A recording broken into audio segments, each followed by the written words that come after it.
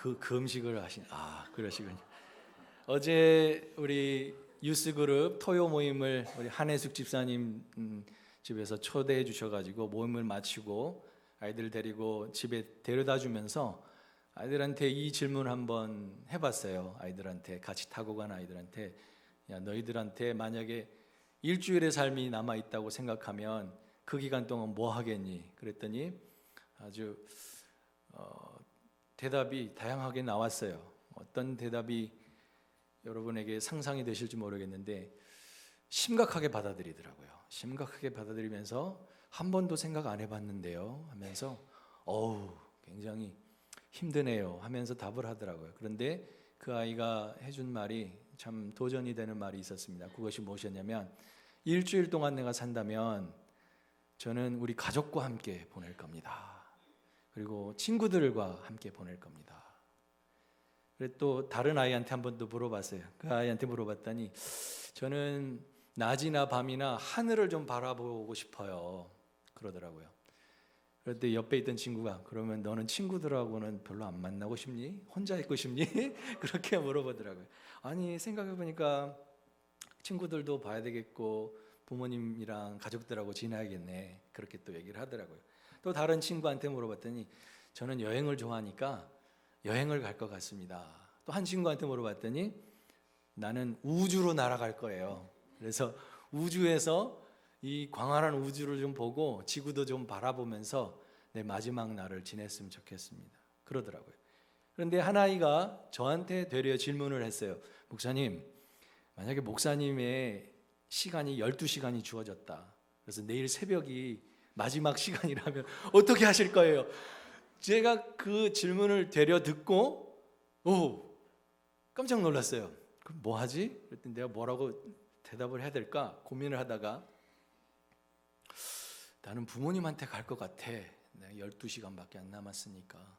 그랬더니 아이들이 뭐라고 하는지 아세요? 비행기 안에서 시간 다 보내겠네요. 그러더라고요. 그러면서 생각하기를, 내 인생이 한계가 있구나. 그리고 그 남은 기간 동안 무엇을 할까 생각을 해보니까 정말 내가 중요하게 생각하는 것이 무엇인가라는 것을 한번 돌아보게 됐었습니다. 사랑하는 성도 여러분, 그런데 예수님은 예수님의 생애 마지막 한 주간을 어떻게 보내셨습니까? 그러셨습니다. 예수님은 두 가지 굉장히 중요한 일을 하셨습니다. 한 가지는 말씀을 가르치셨고 또 한 가지는 기도하셨습니다. 예수님께서 십자가에 그 고난을 당하기 전에 우리가 아는 것처럼 겟세마네 동산에서 제자들과 함께 기도하셨습니다. 그리고 그 마지막 제자들과 함께 유월절 식사를 나누실 때에도 굉장히 긴 설교의 말씀을, 마지막 그 메시지를 정성껏 전해주셨습니다. 우리가 잘 아는 것처럼 예수님의 소원, 예수님이 가지셨던 바람이 있었다면 그것은 무엇이었을까요? 그것은 바로 이 땅에 있는 모든 영혼들이 예수님의 구원의 복음을 듣고 구원받는 일일 것입니다. 그런 마음을 품고 제자들을 바라보시면서 그들과 함께 말씀을 나누시는데, 요한복음 17장의 모든 굉장히 많은 부분이 예수님이 제자들을 위해서 기도하신 그 기도의 내용이 나옵니다. 그리고 그 앞에도 보면 제자들과 함께 이 식사를 하시고 유월절 만찬을 나누신 다음에 굉장히 많은 부분을 설명해 주시고 말씀을 풀어 주셨는데, 그 핵심적인 메시지를 우리가 들으면 무엇입니까? 이것입니다. 너희가 서로 사랑하라. 내가 너희를 사랑한 것 같이 너희도 서로 사랑하라. 이로써 너희가 나의 제자 된 것을 모든 사람들이 알게 될 것이다. 이 메시지를 들려주셨고요. 그리고 대제사장으로서 자기 자신을 우리의 인류의 죄를 대속하는 제물로 드리시는 대제사장적 기도를 드리실 때에도 그 기도의 핵심 내용은 반복되는 것은 이것이었습니다. 아버지여, 아버지와 내가 하나인 것처럼 저들도 하나가 되게 해주십시오. 이 기도를 계속 드렸다는 것을 우리가 알게 됩니다. 그런데 왜 주님께서는 이것을 그렇게 강조하셨고 마지막 순간에 우리도 우리의 인생을 놓고 마지막 일주일을 생각해 볼 때 정말 중요한 것들이 떠올랐을 텐데, 예수님께서도 그 마지막 주간을 보내시면서 제자들에게 계속 강조하신 게 서로 사랑하라, 저들이 하나 되게 해주십시오, 기도하셨을까요? 한번 생각해 보시겠습니다. 예수님께서 원하셨던 온 인류의 구원을 위해서 이 땅에 남겨두신 도구들이 있습니다. 그 복음 전파의 도구가 누구입니까? 제자들이고 교회입니다. 제자들과 교회가 복음을 선포해야 할 사역의 주체들이 되는데, 만약에 그 제자들과 그 교회가 서로 사랑하지 못하고 하나 되지 못한다면 어떻게 땅끝까지 이르러 주의 증인이 될 수 있을까요? 그래서 예수님께서는 그 마지막 한 주간을 보내시면서 제자들에게 당부하시기를, 너희가 서로 사랑하라, 내가 너희를 사랑한 것 같이 너도 서로 사랑하라, 그 말씀을 해주셨고, 그 중보의 기도 가운데도, 제자들을 위한 중보 기도 가운데도 아버지여, 아버지와 제가 하나가 된 것처럼 저들도 하나가 되게 해주십시오 라고 기도하셨던 것입니다. 그래서 이 놀라운 세계 구원의, 세계 선교의 소명을 우리가 감당하기 위해서는 예수님께서 분부하셨던 이 마지막 메시지를 귀 기울여 드려야 할 것입니다. 우리가 우리 몸된 교회에 속하여서 이 지역을 섬기고 부르심받아 공동체가 된 우리 캔자스 한인 장로교회가 이 소중하고 귀중한 세계 선교회, 세계 복음화의 소명을 감당하려고 하면 먼저 우리 가운데 하나됨이 회복되어야 할 것입니다. 이것을 위해서 오늘 사도 바울을 통해서 하나 될 수 있는 그 길이 무엇인가 우리에게 말씀해 주고 계십니다.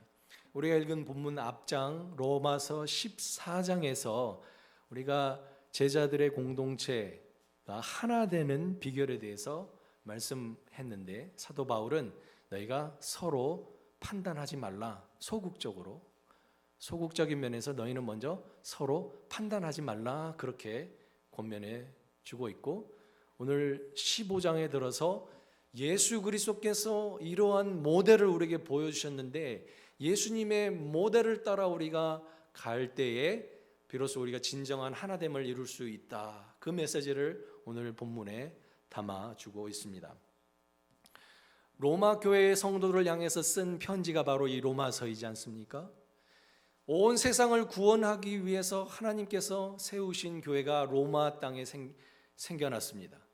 그 공동체가 그 당시 온 세상을 지배하고 있던 로마 제국의 심장부에 들어가 있는데, 이 복음 선포의 소명을 가지고 있는 로마 교회를 향하여 사도 바울이 중심에 뜨거운 마음을 가지고 권면하고 있는 것이 오늘 우리가 읽은 본문의 내용인 것입니다. 우리가 예수님을, 그리스도를 본받아 하나됨의 삶을 살기 위해서 우리가 힘써야 할 일이 무엇일까요? 오늘 본문은 세 가지를 우리에게 말씀해 주시는데, 그 첫 번째가 바로 서로를 기쁘게 하고자 하는 그 일에 힘써야 한다는 것입니다. 오늘 읽은 본문 말씀의 3절 말씀을, 2절과 3절 말씀을 같이 한번 보시도록 하겠습니다. 2절 말씀 보겠습니다. 같이 읽겠습니다. 우리가 각 사람이 이웃을 기쁘게 하되 선을 이루고 덕을 세우도록 할지니라. 우리가 예수님을 본받고 하나됨의 삶을 살아가기 위해서 알려주시는 그 길은 무엇이냐면, 제자됨의 길은 이웃을 기쁘게 하려고 하는 삶이 바로 하나됨으로 나아가는 길이라는 것입니다. 그런데 우리가 남을, 이웃을 기쁘게 하는 그것의 근거가 무엇이냐면, 그리스도께서 그렇게 하셨다는 것입니다. 3절 보시겠습니다. 3절 같이 읽겠습니다. 3절, 그리스도께서도 자기를 기쁘게 하지 아니하셨나니 기록된 바 주를 비방하는 자들의 비방이 내게 미쳤나이다 함과 같으니라. 우리가 남을, 이웃을 기쁘게 해야 된다고 권면하는데, 그 이유가 무엇이냐면 그리스도께서 그렇게 하셨다는 것입니다.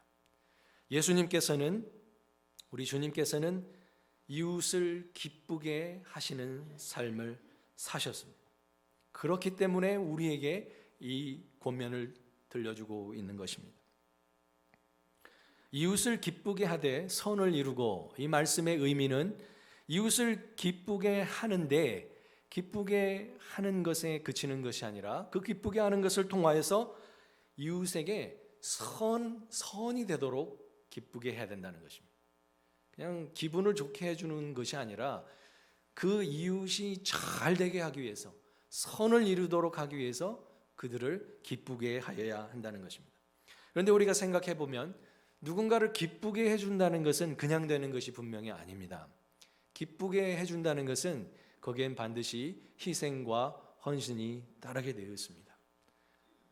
그냥 기쁘게 해준다고 노력한다고 되는 것이 아니라 거기에는 희생이 필요합니다. 우리의 유익을 위해서가 아니라 이웃을 위해서 희생하고 헌신하기 위해서 무언가를 포기해야 하는데, 우리가 잘 아는 것처럼 고린도전서 13장 5절 말씀에 사랑은 자기의 유익을 구하지 아니한다, 이렇게 말씀합니다.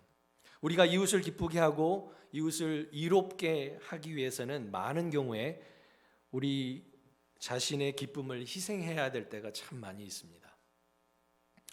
우리 교회가 1인 1사역 운동을 몇 년 전부터 이렇게 펼쳐오고 있습니다. 작지만 작은 수고를 보태서 이렇게 주일날 강대상도 닦고 계시고, 피아노 위에 먼지도 닦고 계시고, 저기 블라인더에 먼지도 닦고, 이 플로어도 청소하고, 여러분 화장실을 이용하실 때 쓰레기가 가득 차지 않은 이유가 있습니다. 누군가 보이지 않는 천사가 그것을 다 비우고 있습니다. 식당, 우리가 점심 겨절을 하기 위해서도 각 목장마다 토요일날 와서 준비하시고, 또 주일날 아침 새벽같이 오셔서 또 준비하셔서 그렇게 섬겨주시고 계시는데, 그 모든 우리가 이렇게 편안하게 예배드리고 좋은 환경 속에서 예배드릴 수 있었던 모든 것의 그 배후에는 누군가 희생하고 시간을 들이고 섬김이 있었다는 것을 우리가 기억할 수 있습니다. 오늘 아름다운 찬양을 하나님 앞에 올려드렸던 우리 찬양대와 또 찬양팀, 우리가 알지는 못하지만 그분들은 시간을 헌신해서 드리고, 아침 일찍 오시고 또 우리가 예배 끝나고 돌아간 다음에도 많은 시간을 들여서 준비하고 계십니다. 그 드려진 희생이 하나님을 기쁘시게 해드리는 예물이 될 뿐만 아니라 우리 모두에게 기쁨이 되는 줄 믿습니다. 그와 같이 우리가 누군가를 기쁘게 해주기 위해서 희생이 필요한데, 문제는 이것입니다. 누가 먼저 그 희생을 해야 할 것인가? 누가 할 것인가? 그것입니다. 그것에 대한 답이 오늘 1절에 나와 있습니다. 누가 희생해야 하는 사람인가? 1절에 나옵니다. 같이 읽어보겠습니다. 시작. 믿음이 강한 우리는 마땅히 믿음이 약한 자의 약점을 담당하고 자기를 기쁘게 하지 아니할 것이라. 누가 먼저 해야 합니까? 믿음이 강한 자, 믿음의 연조가 많으신 분들, 교회 리더들, 이분들이 먼저 희생하고 섬겨야 한다는 말씀인 것입니다. 사랑하는 성도 여러분, 사실은 우리가 이 자연 만물을 보게 되면 하나님의 섭리를 일면 우리가 살펴볼 수가 있는데, 하늘이 땅을 섬깁니까? 땅이 하늘을 섬깁니까? 그런 묵상을 해보셨습니까? 우리가 생각하기에 우리가 하늘으로 하늘을 섬긴다고 생각하니까 땅이 하늘을 섬길 것 같죠? 그렇지 않습니다. 하늘은 비를 내려주고 하늘은 햇빛을 비춰줌으로 땅을 섬기는 것입니다. 왕이 백성을 섬깁니까? 백성이 왕을 섬깁니까? 이것이 대조가 되는 것입니다. 보통 우리가 생각하기는 세상은 왕이 백성을 섬기는 것이 아니라 백성은 왕을 섬기는 것이라고 생각해 왔습니다. 그런데 놀라운 것은 우리의 왕이신, 우리 아까 강장로님께서도 기도 중에 고백하셨지만, 우리의 왕이시고 우리의 생명의 주이신 예수님은 우리의 섬김을 받으시는 왕이 아니라 우리를 섬기신 왕이십니다. 그래서 그분을 표현할 때 servant king이라고 얘기합니다. 종이신 왕. 어떻게 이 두 단어가 어울릴 수 있습니까? 우리의 인류는 왕은 백성들의 모든 고혈을 다 짜내서 자기는 호화호식하면서 살아가는 모습을 우리가 수없이 역사를 통해서 봐왔습니다. 백성들은 전장에 가서 피 흘리고 왕은 자기의 생명을 부지하기 위해서 피난하고 그런 모습을 보았지 않습니까? 그러나 예수님은 하늘 영광 보좌를 버리시고 이 땅에 오셔서 우리를 섬겨주시는 섬김의 왕이 되신 줄 믿습니다. 하늘이 땅을 섬기는 것입니다. 그 예수님을 본받는 우리의 삶에는 믿음이 강하다고 생각하는 사람이 믿음이 약한 자를 섬기는 것이 당연한 것입니다. 신앙의 연조가 깊을수록 약한 자들을 배려하고 그분들을 섬기고 먼저 다가가서 섬길 수 있는 모습이 그리스도의 제자다운 삶이라는 것입니다. 3절 말씀에 그리스도께서 자기를 기쁘게 하지 아니하셨나니 기록된 바 주를 비방하는 자들의 비방이 내게 미쳤나이다. 이것은 시편 69편 9절의 말씀이 인용된 말씀인데요, 시편에 있는 그 고백은 무엇이냐면 이렇게 남을 기쁘시게 하는 그 삶을 살아가다 보니까 그 자신에게 많은 사람들이 오해를 하고 비방하고 그런 행동이 참 어리석다고 오히려 비난하는 일이 있었다는 것입니다. 그런데 내가 이웃을 기쁘게 하기 위해서 나를 기쁘게 하지 않는 그 일이 내가 오히려 오해를 받고 핍박을 받고 비방을 받으면서도, 아니 죽어가면서도 이웃을 유익하게 했다. 여기 보시면은 주를 비방하는, 이것은 바로 예수님께서 하실 일에 대한 예표로 시편이 고백하고 있는데, 예수님이 그렇게 하셨고 예수님이 이것을 주님의 심정으로 바꾸어서 한번 표현해 보자면 이것입니다. 내가 너를 구원할 수만 있다면, 내가 너를 믿음의 사람으로 변화시킬 수만 있다면, 내가 너를 하나님이 원하시는 인생을 살도록 도울 수만 있다면 나는 너를 기쁘게 하기 위해서 나의 모든 것을 희생하고 포기할 수 있다. 그런 고백의 말씀인 것입니다. 그리고 실제 주님께서는 우리를 위하여 죽으셨습니다. 우리를 위하여 그 모든 것을 희생하고 다 내어주셨습니다. 그래서 사도 바울은 빌립보서 2장 6절 이하에서 그는 근본 하나님의 본체시나 하나님과 동등됨을 취할 것으로 여기지 아니하시고 오히려 자기를 비어 종의 형체를 입으사 사람들과 같이 되셨고 사람의 모양으로 나타나셨으니 자기를 낮추시고 죽기까지 복종하셨다. 그것이 바로 십자가의 죽으심이다 라고 말씀하셨습니다. 우리는 우리의 주변의 사람들을 바라보면서 우리 가운데 참된 하나됨과 교제를 위해서 얼마나 우리 자신을 희생하고 양보하며 살고 있을까요?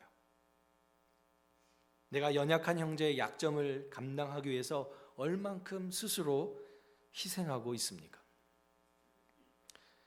상대방의 유익을 위해서 자기를 희생할 줄 아는 교제를 나누는 것이 바로 교회 공동체인 줄 믿습니다. 우리 가운데 참된 교제를 원하십니까? 그렇다면 서로를 기쁘시게 하는 저와 여러분 되시기를 축원합니다. 남을 기쁘게 하기 위해서 필요한 것은 우리가 당연히 여기는 권리를 포기하는 일이 필요한 줄 믿습니다. 두 번째로 우리가 예수님을 본받아 하나됨의 삶을 살기 위해서 우리가 힘써야 할 것이 무엇일까요? 두 번째는 서로 같은 마음을 갖도록 힘써야 한다고 오늘 본문 말씀은 말씀하십니다. 5절 말씀입니다. 5절 말씀 함께 보겠습니다. 시작. 이제 인내와 위로의 하나님이 너희로 그리스도 예수를 본받아 서로 뜻이 같게 하여 주사. 이렇게 말씀합니다. 뜻이 같이 하여 주시기를 원한다라고 고백하고 있는 것입니다. 사람들이 우리 하나 되기 위해서 필수적인 것은 무엇이냐면은 그들의 뜻이 하나 되는 것입니다. 뜻이라는 말은 다른 성경 말씀에 보면 마음이라고도 표현해 주고 있습니다. 오늘 5절 말씀에 이어서 6절 말씀에 또 이와 같이 말씀해 6절 말씀에 보면 한 마음과 한 입으로 하나님 곧 우리 주 예수 그리스도의 아버지께 영광을 돌리게 하려 하노라. 그리스도를 본받아 하나 되기 위해서 우리에게 요구하시는 것은 한 뜻을, 한 마음을 가지는 것입니다. 그런데 어떻게 우리가 하나가 한 마음을 가질 수가 있을까요? 사실 우리는 출신도 다르고 성장 배경도 다르고 교육 수준도 다르고 그동안 우리가 섬겨왔던 교회들의 그런 성격들도 문화유산들도 굉장히 다릅니다. 그런데 정확하게 똑같은 상황이 예수님의 제자들에게도 있었습니다. 12제자들을 한번 보십시오. 그들 중에는 너무 극명하게 다른 사람이 있었습니다. 로마에 친하게 로마 정부를 위해서 일했던 세리 마태가 있었습니다, 여러분. 그런데 그렇게 로마 정부에 친하게 했던 사람들을 잡아서 죽이려고 했던 열심당원도 있었습니다. 셀롯인 유다.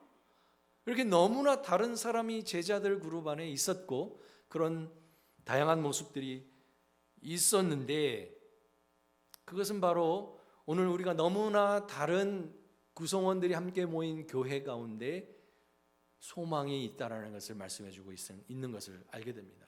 예수님은 이렇게 너무나 다른 출신 배경도 다르고 그 제자들 가운데는 부자도 있었고 가난한 자도 있었고 유식한 자도 있었고 무식한 자도 있었고 다양한 사람들이 분명히 있었지만 예수님은 그들에게 어떻게 하셨습니까?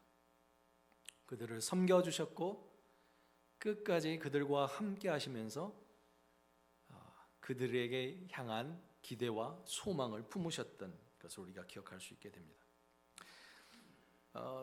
우리가 생각해 볼 때 구원의 사건을 빼놓고 성경을 통해서 그리스도의 제자의 삶을 가르쳐 주실 때 예수님께서 강조하셨던 것이 두 가지가 있다면 그것은 오늘 본문 말씀을 통해서 우리가 알 수 있는데요. 5절 말씀을 한번 보겠습니다. 5절 말씀을 보겠습니다. 이제 인내와 위로의 하나님이 너희로 그리스도 예수를 본받아 이렇게 말씀하시는데요. 그것은 제자들 가운데 제자들 속에 서로 인내하라 그리고 서로 격려하라 이 두 가지가 제자다운 삶의 중요한 태도로 예수님께서 말씀해 주시고 계시는 것입니다. 4절 말씀에도 똑같은 말씀을 반복하시고 계시는 4절 말씀 한번 다시 보겠습니다. 같이 읽겠습니다. 무엇이든지 전에 기록된 바는 우리의 교훈을 위하여 기록된 것이니 우리로 하여금 인내로 또는 성경의 위로로 소망을 가지게 함이니라 이렇게 말씀하십니다. 우리가 성경을 통해서 예수님께서 우리에게 요구하시는 제자의 삶은 뭐냐면요, 서로 인내하고 서로를 격려하는 삶인 줄 믿습니다. 여러분 존 버년이 쓴 철로역장이라는 책을 다 읽어보셨을 줄 믿습니다. 성경 다음으로 많이 번역되고 많은 사람들이 읽혀졌던 이 철로역정에 보면요, 크리스찬이 시온성을 향해 걸어가는 그 여정, 순례자의 여정을 시작하고 쭉 지나갈 때 마지막 하나님의 나라에 입성하게 되면서 동행했던 사람이 있습니다. 그 사람의 이름이 바로 소망이라고 하는 사람이었습니다. 이 소망은 이 순례자의 여정의 한 중간 부분부터 동행하기 시작했는데요. 한 번은 이 소망과 함께 동행을 하다가 이 순례자가 자기가 앞서가면서 이 길이 맞을 거야 하고 인도합니다. 이 소망은 뒤에서 따라가면서 그 확실하지 않은데 어떻게 될지 걱정하면서 따라갑니다. 근데 따라갔는데 결국 만난 것이 어쩌면 절망거인의 성이었습니다. 절망거인의 성에 들어가서 그 성에 붙잡혀서 이 절망거인으로부터 모진 고난과 핍박을 받습니다. 그 가운데 이 소망과 함께 그 성에 붙잡혀 있으면서 생각났던 게 있습니다. 그 품속에 약속의 열쇠가 있다는 사실을 깨닫고 그 갇혀있던 옥문을 열고 그 절망거인의 성을 탈출하게 됩니다. 그리고 그 여정의 마지막을 소망이라고 하는 이름의 동행자와 함께 나아가는 것입니다. 오늘 우리의 삶을 살아가면서 우리를 좌절에 이르게 하고 죽음에 이르게 하는 결정적인 요소가 있습니다. 그것은 절망이라는 것입니다. 그래서 한 유명한 철학자는 죽음에 이르게 하는 병이 있는데 그것이 바로 절망이다. 절망하게 되면 이 땅을 살아갈 소망을 갖지 못합니다. 그런데 크리스찬에게 그의 여정을 잘 마무리할 수 있도록 도왔던 동행자의 이름이 누구였습니까? 소망입니다. 우리는 하나님의 나라를 향해 걸어가는 순례자들인 줄 믿습니다. 이 순례길에서 동행하는 동역자들이 서로에게 어떤 역할을 해야 할까요? 절망하게 만들고 좌절하게 만드는 사람들이 되어야 할까요? 아니면 가장 깊숙한 절망의 늪 속에 빠져 있을 때 격려해주고 인내를 갖게 하고 소망을 갖게 해주는 소망이라는 이름의 동행자가 되어야 할까요? 우리가 그리스도의 마음을 함께 품고 나아갈 때 우리에게 두 가지, 인내하고 서로를 격려하는 소망의 동행자들이 되시기를 축복합니다. 여러분, 성경에 나오는 교회 가운데 빌립보 교회라는 교회가 있었습니다. 참 좋은 교회였습니다. 그런데 그 좋은 교회임에도 불구하고 그 교회는 문제가 있었음을 우리가 알 수 있습니다. 어떤 문제가 있었냐면요, 그 빌립보서 4장 2절 한번 뒤에 살짝 넘어가 보시면요, 빌립보서 4장 2절 말씀을 한번 보도록 하겠습니다. 빌립보서 4장 2절 말씀을 함께 보도록 하겠습니다. 같이 한번 읽어보겠습니다. 내가 유오디아를 권하고 순두개를 권하노니 주 안에서 같은 마음을 품으라. 자, 같은 마음을 품으라고 하는 뜻은 무엇입니까? 그 두 분이 같은 마음이 안 됐다는 거죠. 다른 마음이 되었고 사이가 좀 안 좋았다는 겁니다. 그 두 분의 이름을 보니까 어떤 분들 같아 보이세요? 유오디아 집사님, 또 순두개 집사님, 오늘 권사님, 또 어떤 장로님 되실 수 있겠습니다. 근데 사도가 권면하기는 두 분 다 여자분이신 것 같아요. 추론을 해보니까. 근데 이 두 사람의 이름이 등장하는 이 빌립보 교회에 두 분의 관계가 그렇게 좋지는 않았던 것 같아요. 근데 이 교회 안에서 열심히 봉사하는 분들이었어요. 그래서 사도 바울이 권면하기를 유 여사님, 순 여사님과 한 마음을 품으십시오, 그렇게 권면하고 있는 것입니다. 그리고 바로 한 장을 한번 넘어가 보십시오. 2장 2절 말씀을 보십시오. 이 빌립보서 서신을 쓰는 배경이 바로 이런 교회 가운데 하나 되지 못하고 마음이 나눠져 있는 문제를 알고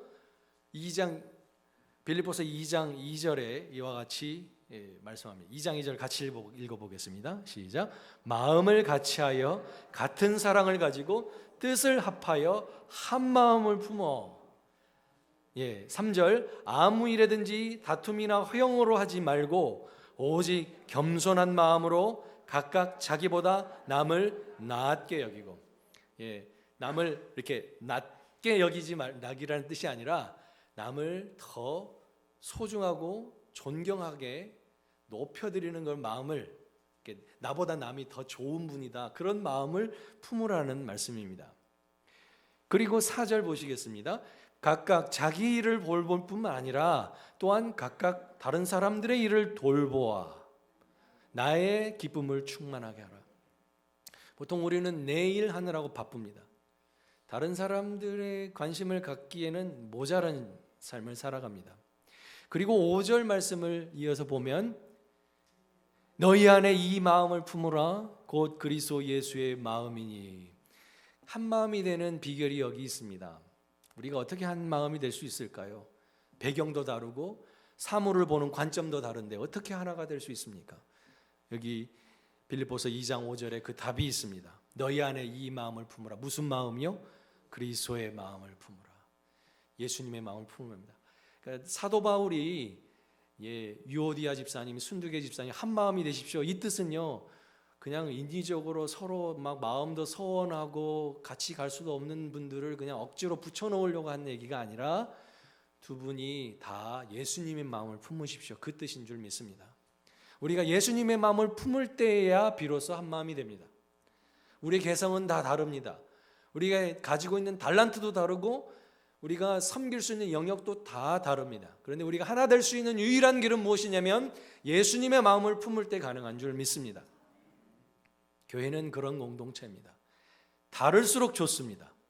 하나님은 우리를 다르게 만드셨어요. 만약에 똑같은 존재로 획일적으로 그런 마음을 생각하셨다면 우리의 얼굴 모습이나 마음이나 기질이 다 똑같았을 거예요. 그런데 하나님은요, 우리를 너무나 신묘막측하게 다르게 만드셨어요. 다르게 만드셨어요. 똑같이 만드지 않으셨어요. 여러분, 아일랜드라고 하는 영화가 있습니다. 혹시 보실 기회가 있으면 좋겠네요. 그게 뭐냐면요, 굉장히 오래된 영화입니다. 꽤 한 15년, 20년 전에 만든 영화인데, 그 영화가 가지고 있는 그 주제는 뭐냐면 앞으로 미래 사회에 인간 복제가 일어날 것이다 라는 거예요. 그래서 병이 들잖아요. 복제 인간을 만들어서 모양도 똑같은데 그 사람의 장기만 쏙 빼가지고 기존에 있는 사람이 자기 살고 복제된 사람은 천국 보내준다고 죽게 만드는 그런 내용이 나오는 겁니다. 근데 그 복제된 인간이 탈출해가지고 자기의 오리지널 사람을 찾아가가지고 그 사람을 죽이고 자기가 오리지널이 되려고 하는 그런 내용을 담은 영화입니다. 오래전 영화입니다. 근데 그 영화를 보면서 제가 느꼈던 건 뭐냐면 세상에 나랑 똑같은 사람이 한 사람 더 있는 순간 나의 가치는 휴지 조각이 되는구나. 한번 상상해 보시면 여러분하고 똑같은 사람이 100명, 200명 세상에 있다고 보십시오. 나는 아무런 가치가 없는 것입니다. 그래서 성경은 저와 여러분은 하나님의 자녀인데 하나님이 만드신 마스터피스, 걸작품이다 라고 말씀하신 겁니다. 공장에서 찍혀서 나오는 제품이 아니라 저와 여러분 하나님이 세상에 유일무이하게 이전에도 없었고 앞으로도 없을 걸작품으로 만드셨다는 겁니다. 그래서 우리는 다를 수밖에 없습니다. 다른 것이 놀라운 신묘막측함인 줄 믿습니다. 여러분, 생물학을 지금 연구하시는 많은 분들 얘기가 어떤 생물이 잘 유지되고 보존되기 위해서는요, 그 단체 안에 다양한 모습들이 있어야만이 건강하게 유지된답니다. 이런 거죠. 어떤 전염병이 퍼지기 시작했어요. 그런데 그 전염병에서 우리가 치료약을 얻으려면 어떻게 되는지 아십니까? 그 다양한 사람들이 다 전염병에 걸려 있는데 수만 명 중에 단 한 사람, 그 전염병을 이길 유전자를 가질 사람을 찾아야 돼요. 그 사람이 없으면 다 죽습니다. 근데 그 다른 한 사람이 있을 수 있는 축복은 뭐냐? 하나님이 그 다른 유전자를 거기에 두셨다는 거예요. 다른 것은 축복인 줄 믿습니다. 사랑하는 성도 여러분, 우린 다릅니다. 다른 게 나쁜 게 아닙니다. 다르지만 하나가 될 수 있습니다. 어떻게 해요? 예수님의 마음을 품을 때 너희 안에 이 마음을 품으라 곧 그리스도 예수의 마음이니 주님의 마음을 품음으로 하나가 되는 저희가 되기를 축원합니다. 예수님은 바로 인내와 안위가 가득 찬 분이셨습니다. 사랑하는 성도 여러분, 삼위일체 하나님을 표현하는 그림 중에 하나가 어떤 그림이냐면요, 세 사람이 서로 손을 맞잡고 춤을 추는 그림입니다. 그런 삼위일체 하나님 그림 보신 적이 있으신지 모르겠습니다. 세 사람이 서로 손을 붙잡고 이렇게 춤을 추는 것입니다. 삼위일체 하나님 어떤 분이십니까? 아버지 하나님께서 아들 예수님을 보는 이는 내 사랑하는 자요 내 기뻐하는 자다. 예수님을 향하여, 그리고 예수님은 하나님 아버지를 향하여서 늘 존경과 예배를 드리십니다. 성령님은 자신을 드러내지 아니하시고 예수님을 드러내시고 하나님을 드러내십니다. 이 삼위일체 하나님의 모습 속에 진정한 하나됨이 있는 것입니다. 세 분 하나님이 서로 다른 인격을 가지신 분이지만 동일한 형상을 가지신 하나님의 신격 가지신 세 분이 함께 서로 사랑하고 존경하고 함께 춤을 추시는 그 모습이 하나됨의 모델인 줄 믿습니다. 그래서 예수님의 마음을 품을 때 우리가 하나 될 줄 믿습니다. 예수님이 인내와 안위로 제자들을 섬겨주셨는데 어떻게 하셨습니까? 자기를 배반하는 유다를 그가 아셨습니다. 모르셨을까요? 아셨습니다. 근데 마지막 최후의 만찬 그 순간에도 유다를 향해서 떡을 주면서 이 떡을 받으라. 발도 다 씻어 주셨습니다. 그리고 잔을 주셨습니다. 그런데 그를 향하여서 인내하셨을 수 있었던 것은 요한복음 13장에 보면요, 유다를 향해 민망히 여기사 이런 말씀이 나옵니다. 유다를 보면서 예수님이 품으셨던 마음은요, 저 죽을 놈 하지 않으셨습니다. 예수님은 그 유다를 보면서 민망히 여기셨다고 말합니다. 민망히 여기셨다, 그 뜻은 불쌍히 여겼다는 것입니다. 사랑하는 성도 여러분, 예수님은 우리를 불쌍히 여기셨습니다. 그리고 자기를 배반하는 제자 유다마저도 불쌍히 여기심으로 참으셨습니다. 그렇게 우리가 예수님의 마음을 품음으로 하나 되는 저와 여러분 되시기를 축원합니다. 그리고 세 번째, 우리가 예수님을 본받아 하나됨의 삶을 살아가기 위해서는 서로 용납하는 태도를 가져야 합니다. 7절 말씀 보겠습니다. 다시 로마서 15장으로 가겠습니다. 로마서 15장 7절 말씀을 함께 보도록 하겠습니다. 가셨습니까? 15장 7절 시작. 그러므로 그리스도께서 우리를 받아 하나님께 영광을 돌리심과 같이 너희도 서로 받으라. 여기 받으라 나오는데 이게 뿔로 받으라 이게 아니라 수용하라 말씀이죠. 용납하라 그 말씀입니다. 우리 인간관계에서 왜 서로 수용하고 받는 것이 중요할까요? 그것은 우리가 누군가를 판단하고 수용하지 못하는 순간 상대방에게 상처를 주기 때문입니다.